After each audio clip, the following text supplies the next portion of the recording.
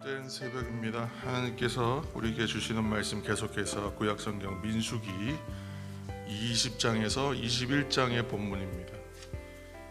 구약성경 228면에 있습니다. 오늘은 20장 2절에서 13절까지의 말씀, 20장 2절에서 13절까지의 좀 긴 본문입니다. 함께 읽겠습니다. 2절부터 13절. 민수기 20장 2절입니다. 회중이 물이 없으므로 모세와 아론에게로 모여드니라. 백성이 모세와 다투어 말하여 이르되 우리 형제들이 여호와 앞에서 죽을 때에 우리도 죽었더라면 좋을 뻔하였도다. 너희가 어찌하여 여호와의 회중을 이 광야로 인도하여 우리와 우리 짐승이 다 여기서 죽게 하느냐? 너희가 어찌하여 우리를 애굽에서 나오게 하여 이 나쁜 곳으로 인도하였느냐? 이곳에는 파종할 곳이 없고 무화과도 없고 포도도 없고 석류도 없고 마실 물도 없도다. 모세와 아론이 회중 앞을 떠나 회막문에 이르러 엎드리매 여호와의 영광이 그들에게 나타나며 여호와께서 모세에게 말씀하여 이르시되 지팡이를 가지고 내 형 아론과 함께 회중을 모으고 그들의 목전에서 너희는 반석에게 명령하여 물을 내게 내라 하라. 내가 그 반석이 물을 내게 하여 회중과 그들의 짐승에게 마시게 할지니라. 모세가 그 명령대로 여호와 앞에서 지팡이를 잡으니라. 모세와 아론이 회중을 그 반석 앞에 모으고 모세가 그들에게 이르되 반역한 너희여 들으라. 우리가 너희를 위하여 이 반석에서 물을 내려 하고 모세가 그의 손을 들어 그의 지팡이로 반석을 2번 치니 물이 많이 솟아나오므로 회중과 그들의 짐승이 마시니라. 여호와께서 모세와 아론에게 이르시되 너희가 나를 믿지 아니하고 이스라엘 자손의 목전에서 내 거룩함을 나타내지 아니한 고로 너희는 이 회중을 네가 그들에게 준 땅으로 인도하여 드리지 못하리라 하시니라. 이스라엘 자손이 여호와와 다투었으므로 이를 무리바 무리라 하니라. 여호와께서 그들 중에서 그 거룩함을 나타내셨더라. 아멘.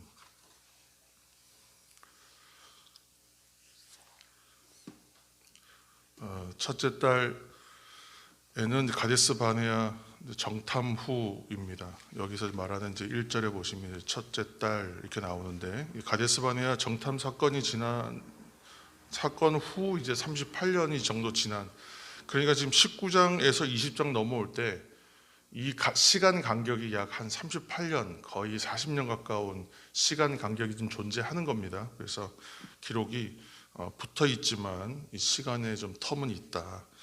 그래서 광야 바데스 바네아 정탐 사건 후 이제 불순종함으로 그곳에서부터 시작되어 이제 38년이 지난 시간의 간격이 지금 있다는 것을 이제 염두에 두고 읽어야 돼요. 그래서 지금 이제 광야 생활 40년째거든요, 벌써. 그래서 이제 얼마 안 남았어요.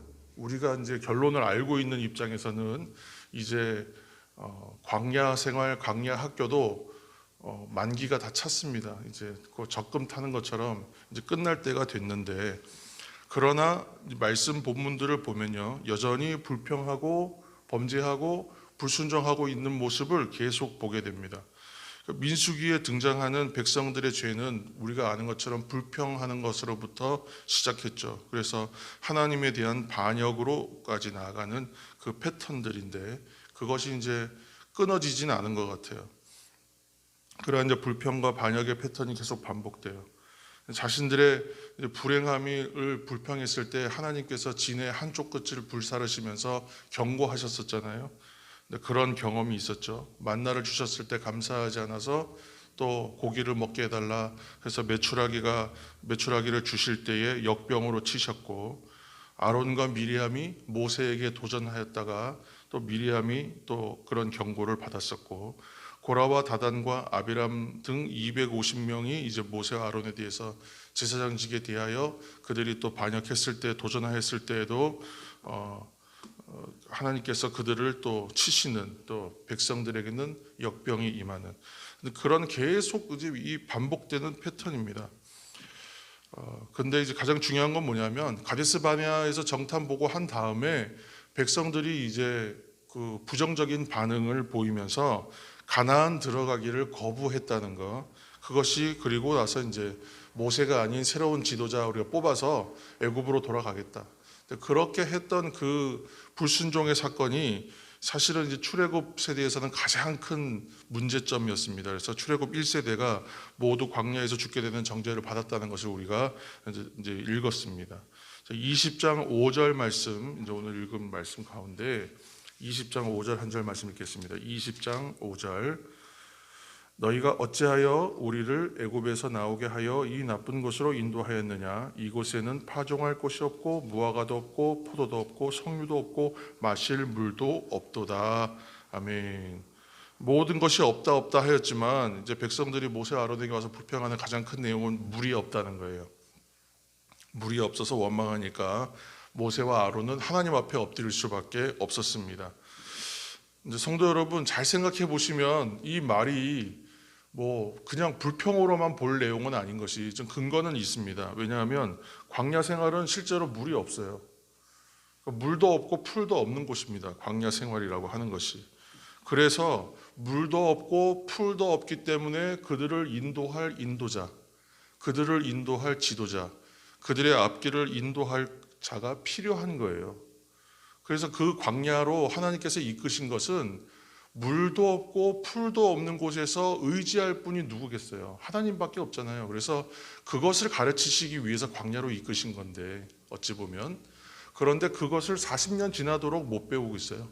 여전히 배우지 못하고 있고, 그래서 하나님이 목자 되시고 하나님이 인도자 되시기 때문에 백성들은 광야 생활을 통해서 물과 풀과 먹거리가 아니라 하나님 한 분 계시면 됩니다. 그거를 이제 배우면 되는데 그것을 배우지 못하고 있다는 것이죠. 그래서 처음 말씀드린 대로 광야 생활 말년이고 광야 학교 졸업 시즌인데 아직도 여전히 불평하는 모습을 봅니다. 그래서 오늘 본문 첫 절 이제 보시면 20장 1절 말씀 한번 보실까요? 20장 1절에 보시면 누가 죽습니까? 20장 1절에 미리암이 죽죠. 그러죠? 그러면 20장의 가장 마지막 절 부분에 가시면 또 오늘 누가 죽습니까? 이제 아론이 죽습니다.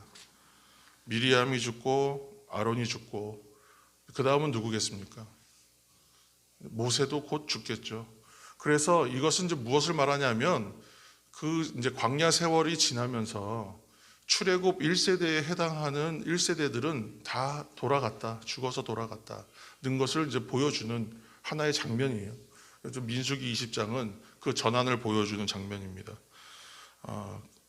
그래서 19장, 20장 사이에 시간 간격이 있다고 말씀드렸는데 이제 아론과 이제 미리암이 죽는 것으로 이제 여호수아와 갈렙을 제외한, 처음에 하나님께서 말씀하신 대로 이제 여호수아와 갈렙을 제외한 모든 1세대는 광야에서 죽을 것이다 말씀하신 대로 다 이제 그 말씀대로 이루어지고 있는 것을 보게 됩니다. 오늘 이제 중요하게 우리가 읽은 말씀은 무리바 물싸움이라고 언급된 내용인데, 물이 없어서 불평한 백성들에게 하나님이 이제 물을 주시는 거예요. 그러니까 물이 없어서 불평하였으니까 그 다음에 뭘 이렇게 정죄하실 것 같지만 그게 아니라 물이 없다고 하니까 그냥 하나님 그냥 물을 주세요. 그래서 모세에게 어떻게 하는가? 20장 10절 말씀 한 절 읽겠습니다. 20장 10절. 모세와 아론이 회중을 그 반석 앞에 모으고 모세가 그들에게 이르되 반역한 너희여 들으라. 우리가 너희를 위하여 이 반석에서 물을 내랴 하고. 아멘. 하나님은 그냥 그 백성들의 요구에 대해서 그냥 물을 주시는데 정작 화를 내는 사람 누구냐면 모세가 화를 내요. 모세가 좀 백성들의 그 분위기에 좀 휘말렸습니다. 그래서 자신이 굉장히 분노해요. 그래서 어떻게 이제 그 다음에 하느냐? 물을 내랴, 하나님이 하시는 것인데 자신이 화를 냅니다. 그리고 12절 말씀 한번 보세요. 12절 말씀. 11절에 이제 모세가 그의 손을 들어서 그의 지팡이로 반석을 2번 쳐서 물이 나오게 하고 회중과 짐승들이 다 물을 마셔요. 12절 읽겠습니다. 여호와께서 모세와 아론에게 이르시되 너희가 나를 믿지 아니하고 이스라엘 자손의 목전에서 내 거룩함을 나타내지 아니한 고로 너희는 이 회중을 내가 그들에게 준 땅으로 인도하여 드리지 못하리라 하시니라. 아멘. 그 아론과 모세도 이제 여기서 제외되는 사람으로 확증이 됩니다. 그래서 이 장면에서 사람들이 굉장히 좀 많은 이제 분분한 의견들이 있어요. 그러니까 모세가 여기서 한번 이렇게 했다고 해서 모세마저도 거기 들어가지 못하는 건 너무 억울하지 않습니까? 우리가 잘 아는 말씀이잖아요. 그런데 우리가 예전에 통독 한번 할 때에는 이제 이 부분들을 좀 큰 원론적인 내용만 얘기하고 지나갔어요. 그런데 저희가 성경을 이제 두 번째 이제 통독하는 이제 부분이잖아요. 그래서 조금 더 우리가 들여다보면 왜 하나님께서 분노하시는가? 왜 하나님께서 진노하시는가? 모세의 행동에 대하여. 왜냐하면 모세의 행동은 일단은 하나님 영광 드러내는 행동은 아니었다는 거예요. 이거는 다 인정할 수 있어요.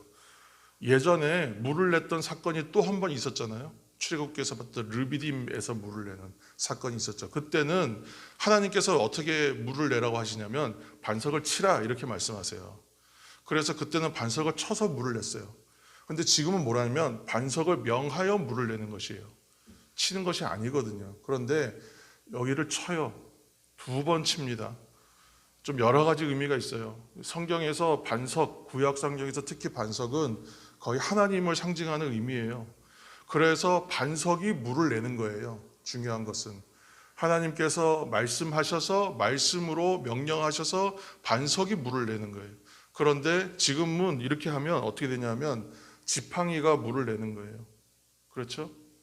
손에 들고 있는 지팡이가 물을 내요. 다른 주석에 보면 이 지팡이가 어떤 지팡이냐면 많은 사람들이 아론의 그 대제사장권에 대해서 지도권에 대해서 도전했던 사람들 앞에서 이 자가 진정으로 하나님의 대제사장이다. 그의 권위를 세워주기 위해서 어떤 일을 했냐면 아론의 지팡이에만 싹이 났잖아요. 그러니까 아론의 싹난 지팡이 들고 나와가지고 거기에 권위를 부여하여 지팡이로 치는 거예요. 그러니까 굉장히 하나님 뜻과는 전혀 맞지 않는 행동을 해요. 모세가 흥분해서. 그렇게 해서 하나님의 영광을 드러내지 못한다.